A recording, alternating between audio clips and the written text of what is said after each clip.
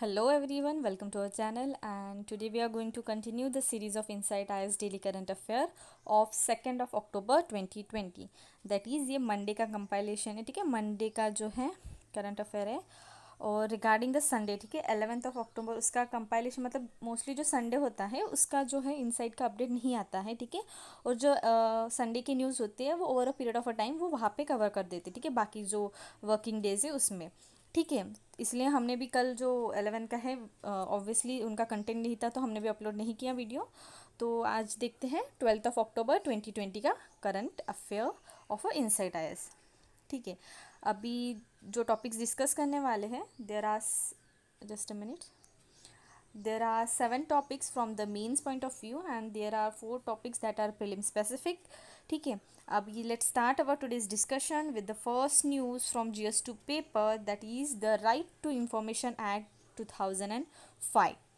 तो सबसे पहला कंटेक्स्ट देखा जाए तो कंटेक्स्ट ऐसा है कि अक्टूबर 12 को 15 साल कंप्लीट हुए since the implementation of a right to information act को, ठीक है। जो इनैक्ट हुआ था 2005 में, तो इस एक्ट को 15 साल हो गए, ठीक है। अभी इसकी परफॉर्मेंस देखा जाए तो इतने सालों में क्या चेंजेस आए या क्या केसेस रही है, ठीक है। तो सबसे पहला है कि मोर देन 2.2 लाख केसेस जो है वो पेंडिंग है at the centre and the state information commission, ठीक है। जैसे हम चाहते हैं कि राइट टू इंफॉर्मेशन एक्ट के अंडर सेंट्रल में और एक स्टेट में जो होती है एक इंफॉर्मेशन कमीशन होती है, ठीक है। तो जो भी केसेस है वो हैंडल किए जाते हैं, ठीक है। और जो अभी डाटा अभी देखा जाए तो 2.2 जो लाख केसेस है वो पेंडिंग है, ठीक है।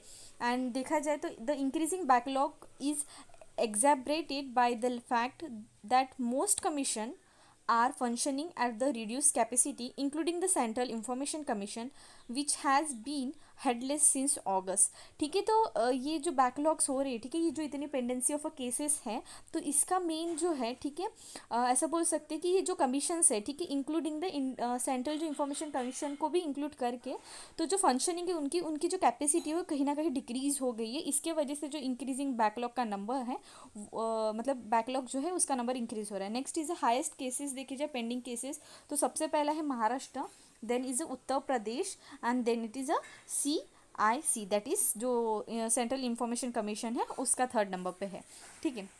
अभी RTI एक्ट 2005 के बारे में जानते हैं, तो it set out the rules and procedures regarding citizen right to information, ठीक है। तो जो रूल्स होते हैं, जो प्रोसीजर होते हैं, ठीक है, जिससे हम जो सिटीज़न होता है, ठीक है, जो नॉर्मल सिटीज़न होता है उसको राइट टू इन्फॉर्मेशन का ये जो प्रोविज़न है, ठीक है, ये उसको उनको मिलता है।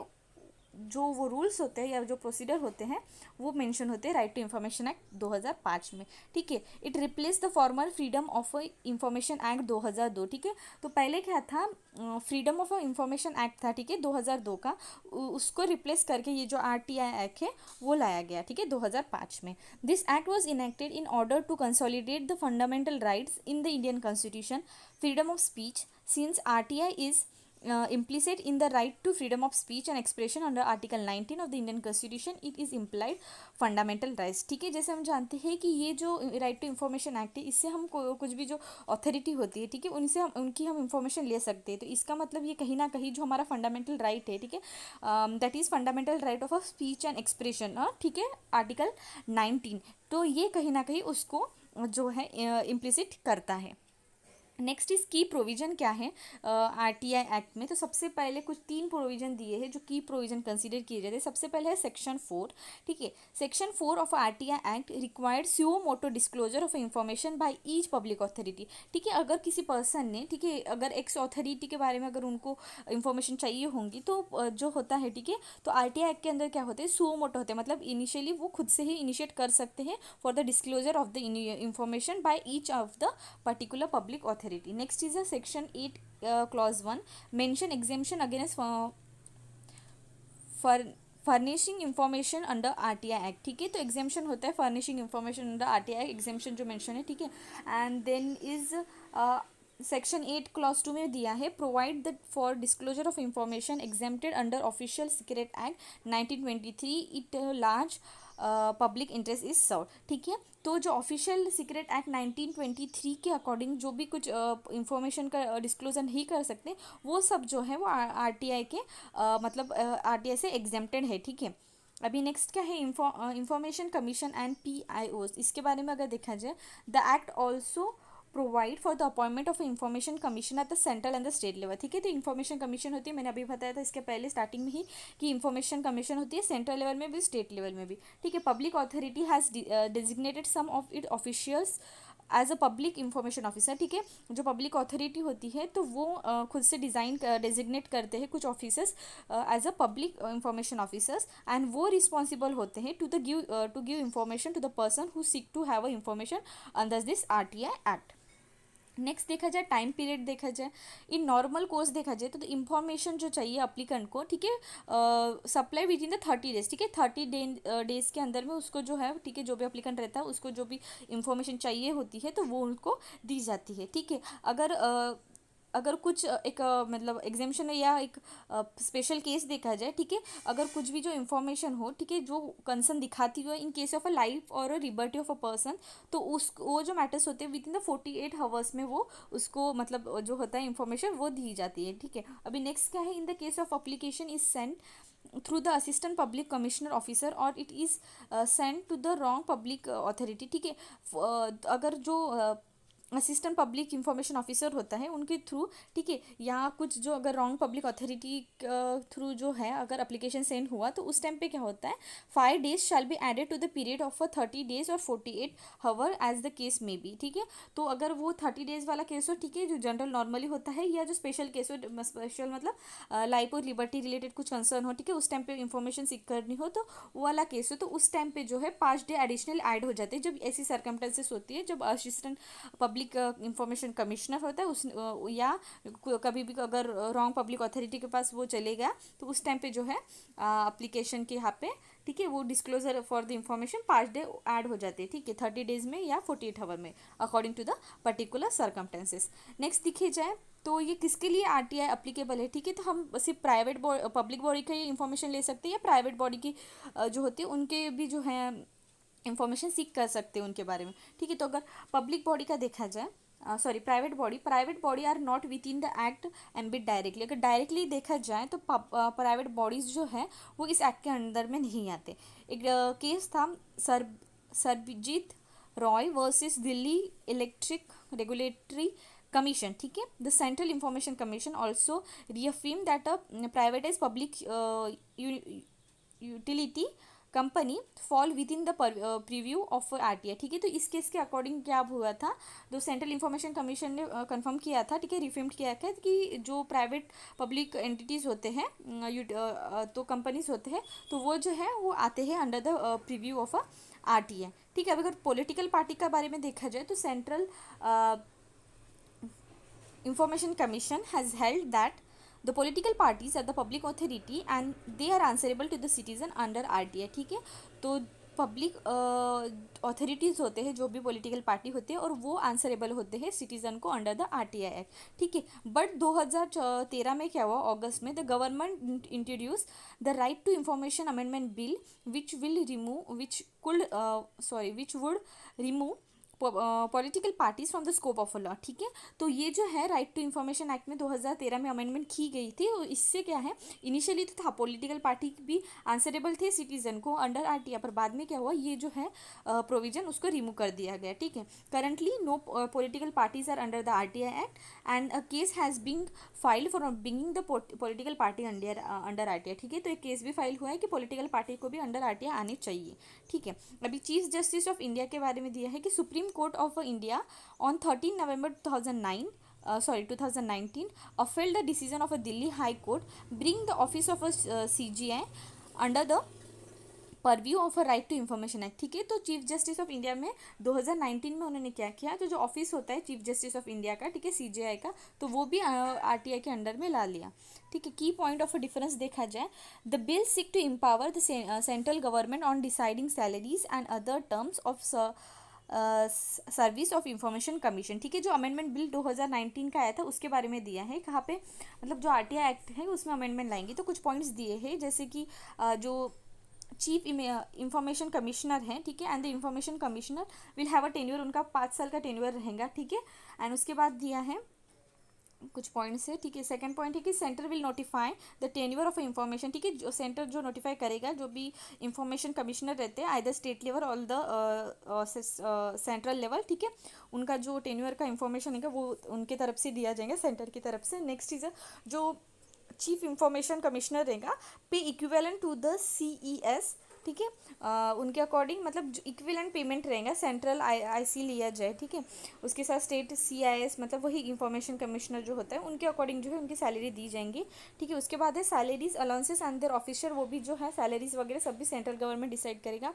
उसके बाद दिया है if such office deduction in salary related भी कुछ प्रोविजन 19 के अमेंडमेंट में लाए थे, ठीक है, जो if such officials are revising pension or other retirement benefit, their salary will be deducted by the amount equal to the pension, ठीक है, तो उनकी सैलरी डिडक्ट की जाएंगी, ठीक है, अगर कोई जो ऑफिशियल्स रहेगा, ठीक है, अगर वो किसी टाइप का उनको पेंशन मिल रहा हो या कुछ भी रिटायरमेंट बेनिफिट मिल रहे तो उनकी जो सैलरी है उनकी मतलब जो है उसमें कुछ रिडक्शन होगा, ठीक है। This provision has been remove, sorry, तो ये जो प्रोविजन है फालतू में डिस्कस किए, तो ये जो प्रोविजंस थे वो जो है रिमूव कर दिया गया, ठीक है। अभी नेक्स्ट है information survey of a village and the mapping with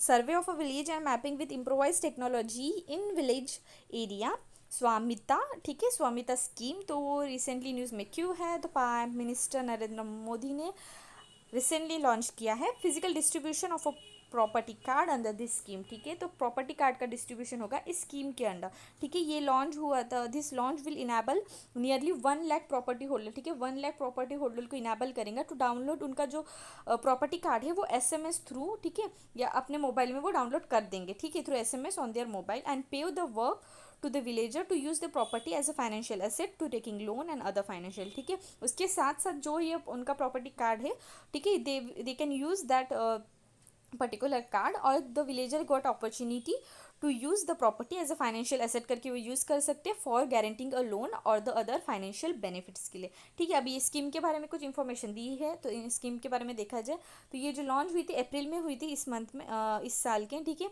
M देखा जाए तो update rural land record, providing record of right to village households and issue property card, ठीक है, तो रूरल जो लैंड रिकॉर्ड्स है, ठीक है, लैंड रिकॉर्ड्स उसको अपडेट करना, उसके साथ साथ जो है उनको राइट्स देना, ठीक है, to providing records of a right of to the villager and issue a property card, जो है इसको इशू करने का जो मेन एम है इस स्कीम का है। नेक्स्ट इसे एक सेंट्रल स्कीम रहेंगी किस मिनिस्ट्री के अंदर, ministry of Panchayati Raj and rural development, ठीक है। The scheme focus on mapping rural inhabitant land under drones as land record and inaccurate or do not exist from a vast area across the India, ठीक है, तो ये जो होगा rural जो inhabitant उनका जो लैंड रहेगा, ठीक है, रूरल उन विलेजर्स का लैंड रहेगा उसको ना ड्रोन थ्रू मैपिंग की जाएंगी, ठीक है, तो उससे क्या होगा मतलब एक प्रॉपर जो डाटा मिलेगा हम उसको हमें मिल पाएंगे, ठीक है, तो ये मेन हो जाएगा कि अगर ड्रोन थ्रू मैपिंग की जाएंगी, ठीक है। इस स्कीम के अंडर प्रॉपर्टी कार्ड क्या है, property card for every property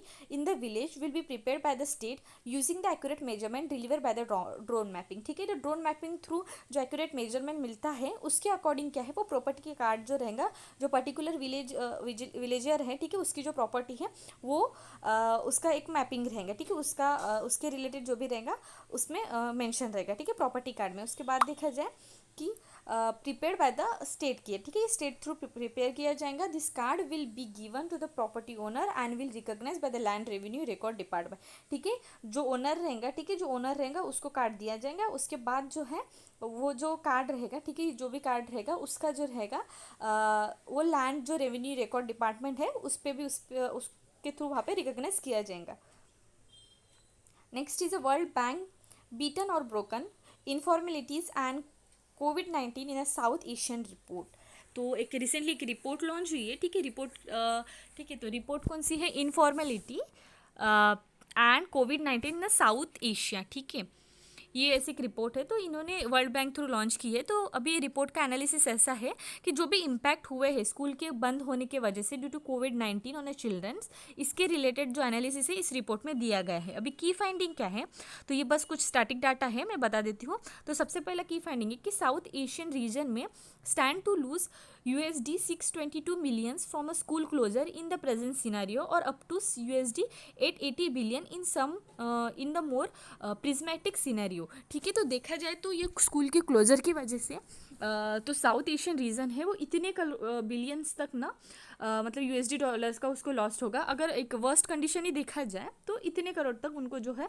sorry billions तक उनको लॉस होगा। ठीक है, साउथ एशियन रीजन में। अभी नेक्स्ट क्या है, with the regional losses is largely driven by India, all country will lose substantial share of their GDP. ठीक है, तो रीजनल लॉसेस तो ड्रिवन है इंडिया में, उसके साथ साथ जो बाकी कंट्रीज है उसको भी जो उनका शेयर है जीडीपी को कंट्रीब्यूट करता है जो एजुकेशन सेक्टर या स्कूल क्लोजर की वजह से, ठीक है, तो उनको भी जीडीपी का जो शेयर है उसमें भी लॉसेस आ जाएंगे। ठीक है, इसके बाद दिया है कि South Asia is set to plug into the worst ever recession in 2020। ठीक है, तो सबसे एक 2020 को ऐसा बोला गया है कि एक वर्स्ट रिसेशन आएगा। ठीक है, साउथ एशियन रीजन में। ठीक है, जो भी डिवास्टिकेटिंग इम्पैक्ट हुए कोविड-19 की वजह से, तो उसके वजह से क्या होगा तो इकोनॉमिक में बहुत ज़्यादा रिसेशन आ सकता है इस साल। ठीक है, अभी देखा जाए temporary closure of in all temporary school closure in all South Asian countries have kept 391 million students out of the school in primary and secondary education, further complicating effort to resolve the learning crisis। ठीक है, तो ये कोविड-19 के वजह से जो temporary जो school closure हुए हैं तो इसके वजह से क्या होगा 391 मिलियन। ठीक है, ये बहुत बड़ा काउंट है। इतने जो स्टूडेंट्स है they are kept far from the primary and the secondary education. ठीक है, तो ये कहीं ना कहीं एक बहुत कॉम्प्लिकेटिव इशू है। ठीक है, जो लर्निंग क्राइसिस भी हम उसको बोल सकते हैं। अभी नेक्स्ट क्या दिया है कि the pandemic may cause up to 5.5 million students to drop out from the education system and cause substantial learning loss, which will have a lifetime impact on the productivity of a generation of a student। ठीक है, तो अभी बोला जा रहा है उनके report के अकॉर्डिंग, तो ये पैंडमिक की वजह से ऐसे एस्टिमेट किया जा रहा है कि 5.5 मिलियंस जो है बच्चे वो ड्रॉप आउट कर सकते हैं, ड्रॉप आउट कर सकते हैं, मतलब एजुकेशन छोड़ सकते हैं। ठीक है, और अगर ये कहीं ना कहीं अगर इतने बच्चों ने छोड़ दिए तो वो कहीं ना कहीं उनके फ्यूचर लाइफ, ठीक है, फ्यूचर प्रोडक्टिविटी रहेंगी, productivity for the generation of a particular student, ठीक है, वो भी कहीं ना कहीं वो इम्पैक्ट होगा। अगर देखा जाए the projected learning losses for the region is 0.5 year of a learning adjusted year of a schooling, falling from 6.5 lays to 6.0 lays on enormous setback from a recent advances in the schooling. तो ये एक projection दिया है। ठीक है, जो learning adjusted year of schooling होती है तो इस साल का देखा जाए तो 0.5 ईयर रहा, उसकी फॉल हुई है जो इनिशियली इतना रहता था। ठीक है, अभी ये learning adjusted year of schooling क्या है वो मैं बताती हूँ। सबसे पहले ये लास्ट पॉइंट जो है वो कवर कर देते हैं, बाद में ये जो होता है मैं उसके बारे में बताती हूँ, इस कंसेप्ट के बारे में। The based on a school data countries data on house hold labour income, the average child in South Asia may lose USD 4,400 in the lifetime earning once they enter in the labor market, equivalent to the 5% of a total earning। अगर जो child है, ठीक है, अगर average child अगर जो enter हो गया लेबर मार्केट में तो इतने जो इतने जो यूएसडी है, ठीक है, यूएसडी डॉलर का जो अर्निंग है वो कहीं ना कहीं लॉस कर डालेगा। ठीक है, ऐसा भी ये जो है रिपोर्ट ने बताया है। अभी बताया गया है कि learning adjustment year of schooling concept क्या है, तो ये फर्स्ट टाइम इंट्रोड्यूस किया था बाय द वर्ल्ड बैंक। ठीक है, it seek to combine access and learning outcome into the single measures. ठीक है, तो लर्निंग आउटकम का जो एक्सेस है, ठीक है, उसको एक कंबाइन वे में एक सिंगल मेजर थ्रू इम्प्लीमेंट करना। ठीक है, उसको बोला गया है learning adjusted year of schooling. ठीक है, इट कंबाइन द क्वालिटी, ठीक है, quality that is year of schooling, it combine करता है quantity that is year of schooling. ठीक है, quality how much kids know that a given grade level into the single summary measures of a human capital in the society. ठीक है, तो ये जो है इन दोनों का मेजर करता है बोथ क्वांटिटी और क्वालिटी बेसिस में। ठीक है, क्वांटिटी देखा जाए तो ईयर ऑफ स्कूलिंग और क्वालिटी देखा जाए तो कितने स्टूडेंट को पता रहता है of the particular given grade level, ठीक है। तो इन दोनों की जो समरी है वो कंप्लीटली मेजर करता है in the form of a human capital in the society, ठीक है। How the covid will affect the labour productivity, अभी कोविड-19 जो है लेबर प्रोडक्टिविटी को कैसे इम्पैक्ट करेंगे। सबसे पहला है कि increase integration of a global economy will implies the adverse impact of कोविड-19, ठीक है। अभी नेक्स्ट दिया है contagion prevention and physical distancing में रेंडर सम एक्टिविटी, ठीक है। अगर आप फिजिकल डिस्टेंसिंग के वजह से या कॉन्टेजन प्रिवेंशन कुछ मतलब मेजर्स जो अभी ले रहे हैं कोविड-19 की वजह से, इसके वजह से ना काफ़ी सारे जो सेक्टर्स है, ठीक है, तो वो कहीं ना कहीं जो है इम्पैक्ट करेंगे। अभी है disturbance of to training schooling and other education in the event of a several income losses even once restriction are lifted. This will also lower human capital and labor productivity over a long term, ठीक है। अभी जो भी restriction लाए है या जो भी डिस्टर्बेंस आया है स्कूलिंग में हो, एजुकेशन में हो या डिफरेंट सेक्टर जैसे जहाँ पे भी इनकम लॉसेस हुई है, ठीक है, तो ये कहीं ना कहीं अगर ये रेस्ट्रिक्शन जब लिफ्ट भी हो जाएंगे, अपलिफ्ट हो भी जाएंगे, तभी भी जो ह्यूमन कैपिटल है या जो प्रोडक्टिविटी है, लेबर प्रोडक्टिविटी, उसको रिकवर होने में टाइम तो लगेगा और एक लॉन्ग रन पे जो है, ठीक है, लो ह्यूमन कैपिटल ही चलते रहेगा, ठीक है। उसके बाद दिया है इंडिया के सिनेरियो दिया है the prolong closure of a school में cause a loss of over $400 billion in the country future earning besides substantial learning losses, ठीक है। तो फ्यूचर अर्निंग जो है हमारी कंट्री की, तो इतना लॉस हमें हो सकता है, ठीक है, ऐसा इस रिपोर्ट के थ्रू हमें पता चला है। So next news is China debt trap diplomacy. तो चाइना की डेप ट्रैप डिप्लोमेसी के बारे में दिया है कि चाइना ने अनाउंस किया है that it is providing a $90 million grant to Sri Lanka, ठीक है। उन्होंने इतना बिग अमाउंट का जो ग्रांट है श्रीलंका को देने का उन्होंने सोचा है, ठीक है। The announcement come after the Sri Lanka president short help from visiting Chinese delegation in disapproving a perception that the Chinese funded mega project are debt trap, ठीक है। ये अनाउंसमेंट कब हुआ है, जब श्रीलंका के प्रेसिडेंट हैं when they had short helping that visiting जो Chinese delegation when they have visit there, ठीक है, उस टाइम पे उन्होंने डिसअप्रूव किया था, परसेप्शन था दैट चाइना का काफ़ी सारे जो मेगा प्रोजेक्ट हैं, ठीक है, हैज़ बीन डेट ट्रैप्टेड, ठीक है। उसके बाद जो है, ठीक है, जो अनाउंसमेंट है, ठीक है, इतना जो रुपीज़ का ग्रांट जो प्रोवाइड करने वाला है वो इसके बाद हुआ गया, ठीक है। एंड अभी इशू क्या देखा जाए, ठीक है, the China has been using the financial tour of a depth to gain influence across the world and grab considerable power in India neighbouring country, ठीक है। इंडिया जो चाइना जो है, ठीक है, चाइना इज़ जो अपना फाइनेंशियल टूल ऑफ अ डेप्ट, या डेप्ट मतलब कर्जा बोलते हैं, ठीक है, तो इसका हेल्प करके जो है इंडिया के जितने साइड के नेबरिंग कंट्रीज़ है उसमें ना अपना जो इन्फ्लुएंस है, ठीक है, वो कहीं ना कहीं इंक्रीज़ कर रहा है, ठीक है। अभी किस तरीके से मैं यहाँ पे जो इस पॉइंट में है ना आपको अच्छे से कवर हो जाएगा। How does China debt trap diplomacy work in push to gain a rapid political and economical ascendancy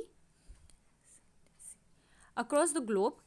China dispense billion of a dollar in the form of a concessional loan to the developing country, most of their large scale infrastructure project, ठीक है।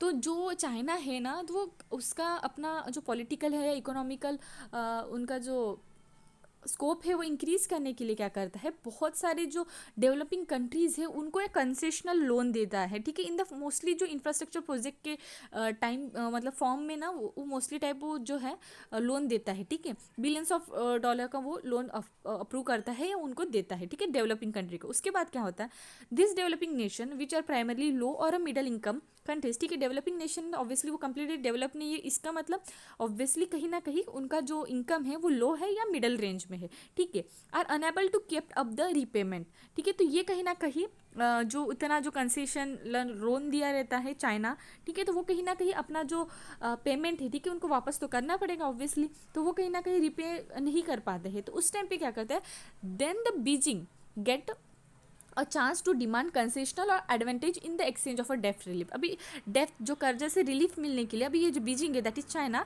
वो क्या करता है कुछ different जो है advantage, ठीक है, या कुछ different type of a concession जो है in the exchange of a डेप्ट रिलीफ वो उनसे मांगता है, ठीक है। अभी क्या है, how this country are being trapped, there are several disadvantage on concession that China asks for the exchange of a डेप्ट रिलीफ, ठीक है। अभी देख, अगर हमारी एक्स कोई कंट्री है, उसने चाइना से, अगर चाइना ने पहले उनके यहाँ पे लोन दिया, ठीक है, तो उसके बाद ये कंट्री जो है मिडिल डेवलप कंट्री है, वो अपना लोन पे नहीं कर पाए, तो उसके बाद क्या होगा, वो ऑब्वियसली डेप्ट में चली गई, ठीक है, वो कर्जे में चली गई। उसके बाद क्या होगा, चाइना क्या करता है, अभी आपने हमारे हमें आप अगर डेप्ट नहीं पे, मतलब हमारा जो पेमेंट है आप रही वापस नहीं दे पा रहे, तो आप क्या करो, कुछ हमको कंसेशन दो किसी भी फॉर्म में, तो ठीक है, इस कंसेशन के वजह से जो चाइना है वो काफ़ी सारा एडवांटेज ले सकता है ये एक्स कंट्री से, ठीक है। अभी श्रीलंका का ही देख लो, ठीक है, एग्जाम्पल भी दिया है, the Sri Lanka has force to hand over control on हम हम्माबन कोट्टा पोर्ट, ठीक है, ये जो पोर्ट है इस पे जो है चाइना ने उनसे कंट्रोल ले लिया है, ठीक है, 99 ईयर्स तक, इतने सालों तक उन्होंने कंट्रोल ले लिया है, ठीक है। जो मैसिव डेप्थ में था, ठीक है, श्रीलंका उस टाइम पे, तो जिसके वजह से जो है इन्होंने ये जो पोर्ट है, ठीक है, ये पोर्ट जो है मोस्टली वर्किंग पोर्ट है, ठीक है, वो उन्होंने ले लिया चाइना ने 99 ईयर तक। This allow the China control over key port position at the doorstep of a regional rival in rival India and the strategic foothold along a key commercial and the military waterway, ठीक है। मैंने अभी बताया कि ये जो port का है इंपॉर्टेंट बहुत ज़्यादा है, ठीक है, इसकी जो पोजीशन है, ठीक है, पोजीशन बहुत ऐसी स्ट्रैटेजिक पोजीशन है जिसके वजह से most of the commercial and the military waterway भी इस पोर्ट को बोल सकते हैं, ठीक है। तो इसके वजह से अगर चाइना ने इसका कंट्रोल ले ही लिया इतने सालों तक, तो ये कहीं ना कहीं जो देखा जाता है, जो चाइना जो स्ट्रैटेजिक यूज़ करती है डेप्ट ट्रैप के केस में। अभी नेक्स्ट है, in exchange for the relief China constructed it first military based in Djibouti, ठीक है। जिबूटी में भी जो है चाइना ने एक अपना मिलिट्री बेस भी उन्होंने डेवलप कर दिया है, ठीक है। तो इस तरीके से हम देख सकते हैं कि चाइना डेप्ट ट्रैप की जो डिप्लोमेसी है बहुत अच्छे से खेलती है, ठीक है।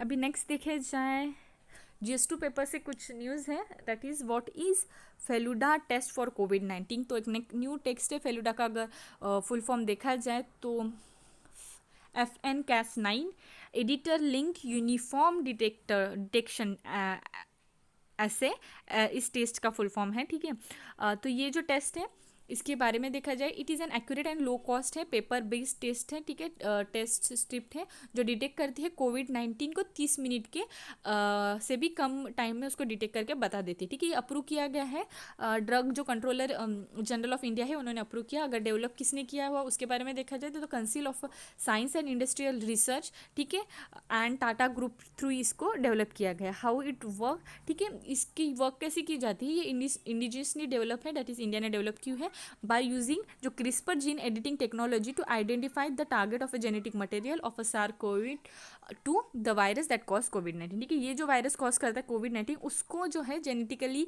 टारगेट मटेरियल दैट इज जो टेक्निक है, ठीक है, CRISPR जो टेक्निक है उसका यूज़ करके जो है आइडेंटिफाई किया जाता है इस वायरस को, ठीक है। ये CRISPR जेन एडिटिंग टेक्नोलॉजी बहुत ज़्यादा न्यूज़ में चल रही है, ठीक है। नोबेल प्राइज़ के टाइम पे भी इस पे जो इसने रिसर्च किया था, ठीक है, उनको भी नोबेल प्राइज़ मिला है, तो इस टेक्निक के बारे में जाना बहुत इंपॉर्टेंट हो जाता है। वैसे जब मैंने नोबेल प्राइज़ के बारे में डिस्कस किया था उस टाइम पे मैंने ये कवर भी कर दिया है, तो आप जो प्रीवियस जो डेली करंट अफेयर के वीडियोज़ है उसको रेफ़र कर दीजिए, और जो CRISPR-19 जीन एडिटिंग टेक्नोलॉजी है उसके बारे में भी आप नोट लिख लीजिए, ठीक है। नेक्स्ट इज सिग्निफिकेंस देखा जाए, according to the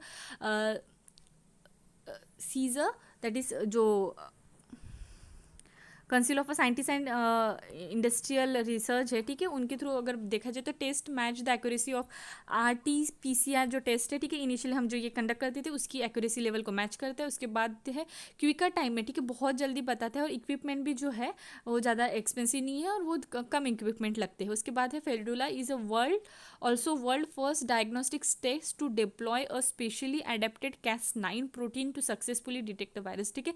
Cas9 protein का यूज़ करके, ठीक है, वायरस को डिटेक्ट करने वाली एक इंडिया वर्ल्ड की सबसे पहली डायग्नोस्टिक टेस्ट बनी है, ठीक है। अभी नेक्स्ट दिया है टेस्ट के बारे में, कुछ दिया है टाइम स्ट्रिप्स रहेंगे, ठीक है, paper strip that has been approve as a commercial launch, ठीक है, लॉन्च किसने किया है वो भी मैंने बता दिया, ठीक है। एक्यूरेसी लेवल्स भी दिए, कॉस्ट ज़्यादा नहीं है, 500 से 600 रुपये तक है, ठीक है। अगर एक्यूरेसी लेवल देखा जाए based on the test in over 2000 patient it shows, ठीक है, इतने पेशेंट पे ट्राई जब की थी तो देखा जाए तो 96% सेंसिटिविटी, ठीक है, एंड 98% स्पेसिफिकिटी,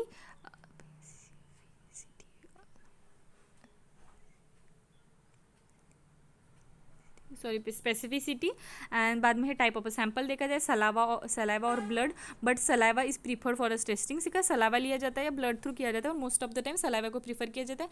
अराउंड टाइम भी देखा जाए, ठीक है, कितने टाइम तक वो कंप्लीट हो जाती है।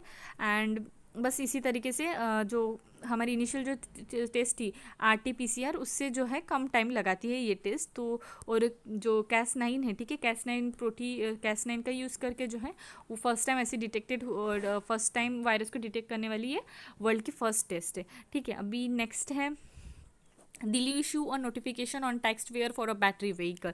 तो दिल्ली ट्रांसपोर्ट डिपार्टमेंट ने इशू किया है एक गैजेट नोटिफिकेशन, ठीक है, तो उसमें क्या लिया है, फुल वेवर दिया जाएगा रोड टैक्सेस पे जो भी व्हीकल्स हैं, ठीक है, जो इलेक्ट्रिक व्हीकल थ्रू ऑपरेट किए, दैट इज़ बैटरी ऑपरेटेड जो व्हीकल्स है उनको जो है फुल वेवर टैक्स दिए जाएंगे, किसके पॉलिसी के अंदर, जो इलेक्ट्रिक व्हीकल पॉलिसी उसके अंदर, ठीक है। ओवरव्यू देखा जाए दिल्ली की EV policy, that is electric vehicle policy के बारे में 2000 की पॉलिसी है, 2020 की पॉलिसी है जो अनवील लास्ट मंथ, ठीक है। मेन फोकस देखा जाए to increase the adoption of electric vehicle in Delhi by incentivising the purchase and use of EVs, ठीक है। तो ये इनका मेन फोकस यही रहेगा कि तो इलेक्ट्रिक व्हीकल का नंबर इंक्रीज़ हो और जो भी परचेस करेंगे उनको इंसेंटिवाइज भी दिया जाएगा अंडर दिस पॉलिसी। एम देखा जाए उनका टारगेट है कि 5 लाख व्हीकल सिटी में हो टिल 2024, ठीक है। हाईलाइट्स देखा जाए इस पॉलिसी के तो एम है टू ठीक है 2024 तक 25% जो इलेक्ट्रिक व्हीकल का हो नेशनल कैपिटल रीजन में। करंटली देखा जाए तो 0.929% ही नेशनल कैपिटल में व्हीकल्स है,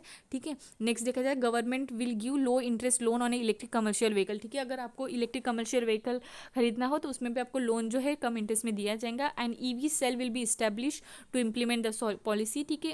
इलेक्ट्रिक व्हीकल सेल भी इस्टेब्लिश करेंगे जो ये पॉलिसी का इम्प्लीमेंटेशन करेगी। उसके साथ साथ जो है गवर्नमेंट एक सेटअप करेगा या स्टेट इलेक्ट्रिक व्हीकल बोर्ड का भी सेटअप किया जाएगा। उसके बाद देखा जाए कि 200 पावर जो चार्जिंग स्टेशन है वो भी है, उसका भी डेवलप किया जाएगा within a year. And mostly अगर वो देखा जाए तो चार्जिंग स्टेशन जो है within the radius of 3 kilometre में रहेगा। और Delhi government will give a scrapping incentive under this policy which will be first of its kind in the country, ठीक है। तो वो भी इंटेंसिव दिया जाएगा। अभी बस उसी पॉलिसी के बारे में दिया है। गोल्स जो है अभी हमने डिस्कस किए कि 25% जो है इलेक्ट्रिक व्हीकल होंगे नेशनल कैपिटल रीजन में 2024 तक, ठीक है। एम वही जो इंडिया का है कैपिटल उसको कम्प्लीटली EV इलेक्ट्रिक व्हीकल बनाना फोकस रहेगा। इलेक्ट्रिक व्हीकल शेयर जो है ट्रांसपोर्ट व्हीकल 3 व्हीलर्स भी रहेंगे और गुड कैरियर्स के भी रहेगा। एंड यहाँ पे बस कुछ पॉइंट्स दिए अक्रॉस द कैटेगरी का दिया है, ठीक है। All financial incentives will be applicable for both fixed battery models and scrap battery model, ठीक है। इन दोनों के लिए जो इंटेंसिव है, ठीक है, बोथ जो फिक्स बैटरी मॉडल्स होते हैं या तो उनके लिए भी अप्लीकेबल रहेगा। उसके साथ साथ रोड टैक्स और रिजर्वेशन फ़ी का है उसके में भी वेवर्स, ठीक है, जो दिए जाएंगे, ठीक है। Waived fees will be waived and 2 wheelers और 4 व्हीलर्स के भी कुछ क्राइटेरिया दिए हैं, ठीक है। दैट उतना पार्ट इम्पॉर्टेंट नहीं है। एंड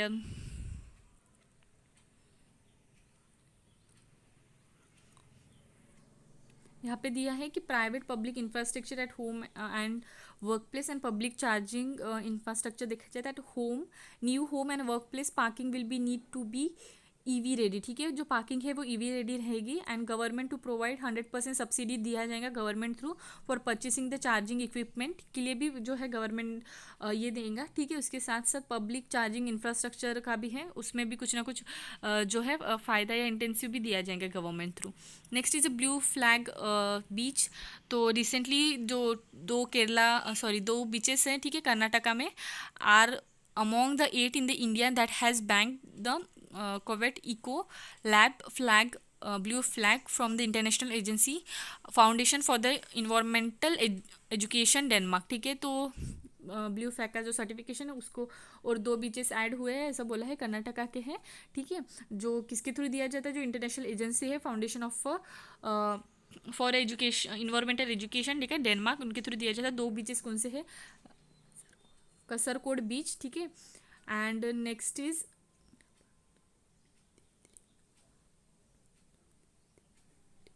पंदुबिदरी बीच, ठीक है। ये 2 बीचेस है। एंड बाकी जो अदर बीचेस देखे जाए तो सबसे पहली है, ठीक है, जैसे हम बोला था कि 6 बीचेस इनिशियली थे, अभी 2 ऐड हो गए, मतलब 8 हो गए इंडिया में, ठीक है। तभी ये 6 बीचेस कौन से इनिशियली वाले, तो शिवराजपुर, ठीक है, नेक्स्ट इज द्वारका गुजरात के यहाँ पे, एंड कोखला दीव में, ठीक है, नेक्स्ट इज कड़प केरला, ऋषिकोंडा आंध्र प्रदेश, गोल्डन पूरी उड़ीसा, राधानगर अंडमान एंड निकोबार, ठीक है। इनिशियली ये 5 पहले ये 6 वाले बीचेस थे, ठीक है। अभी बैकग्राउंड देखा जाए तो मिनिस्ट्री जो है environment forest and climate change की has embarked upon the programme of a blue flag certification for 13 beaches in country, ठीक है। उन्होंने पहले 13 बीचेस ऑफ कंट्री के लिए they have embarked for the beach certification, okay. अभी ब्लू फ्लैग प्रोग्राम के बारे में देखा जाए तो blue flag programme for beaches and marinas is run by the international non governmental non profit organisation. अभी मैंने स्टार्टिंग में डिस्कस किया कि इनके थ्रू जो है वो दिया जाता है, ठीक है। ये स्टार्ट हुई थी इन फ्रांस 1985, ठीक है। इम्प्लीमेंट की जाती है इन यूरोप 1987 से, and area outside the Europe since 2001, ठीक है, व्हेन साउथ अफ्रीका ज्वाइन, ठीक है। 2001 से बाकी जो यूरोप को छोड़ के बाकी जो एरियाज है वहाँ पे भी जो ब्लू फ्लैग सर्टिफिकेशन या ब्लू फ्लैग बीचेस है वो कंसिडर किए जाते हैं 2001 से। अभी ब्लू फ्लैग बीचेस क्या है, it is a eco tourism model and marked out beaches as providing tourists and a beach goer clean and hygienic bathing facilities, ठीक है, bathing water facilities, amenities and a safe and a healthy environment and a sustainable development of that area, ठीक है। जो भी बीच ये होते हैं, बीच गोवर होते हैं या जो टूरिस्ट होते हैं, उनको प्रॉपरली जो फैसिलिटीज़ या एनिमिटीज़ हम बोल सकते हैं वो प्रॉपरली प्रोवाइड किए जाते हैं इन the case of that blue flag certification जो बीचेस होते हैं, ठीक है। इसको हम इको टूरिज्म मॉडल भी बोलते हैं, ठीक है। एक प्रॉपर इको टूरिज्म मॉडल है, ठीक है। सेफ हेल्दी इन्वायरमेंट के साथ sustainable development in that area and along with जो भी फैसिलिटीज़ होती है, ठीक है, वो प्रॉपरली प्रोवाइड की जाती है उन बीचेस में, ठीक है। अभी कैटेगरी कुछ क्राइटेरिया है, उसके बेसिस पे ये जो सर्टिफिकेट दिया जाता है। 33 क्राइटेरिया है, उनमें से कुछ क्राइटेरिया का एग्जांपल देखा जाए कि water meeting certain quality standards, ठीक है, वाटर जो क्वालिटी स्टैंडर्ड मेंटेन करे, पर्टिकुलर एक स्टैंडर्ड रहेंगे उनका, ठीक है। हैविंग वाटर वेस्ट डिस्पोजल रहेंगे प्रॉपरली,